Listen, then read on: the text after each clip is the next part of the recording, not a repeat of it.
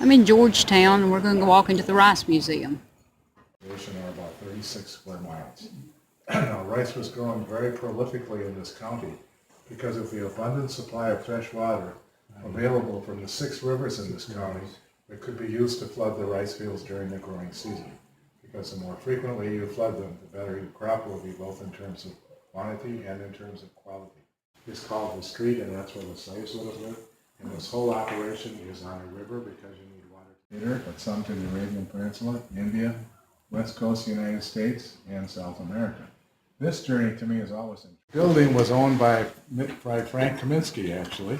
And at that time, he decided he wanted to have something unique installed in his hardware store to impress his customers.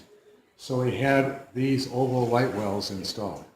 At the same time, there was a skylight installed above them.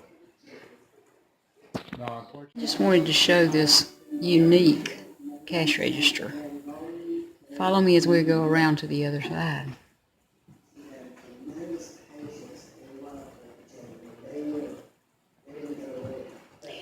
The reason being for that is because there were 2 people taking care of it, one exchanging the money and one taking care of the business. Therefore, there was no embezzlement. This is actually a witness stand, and you notice you had to stand during those days when the building was used as a courthouse. Figured I'd stop here and we'll take a little walk inside.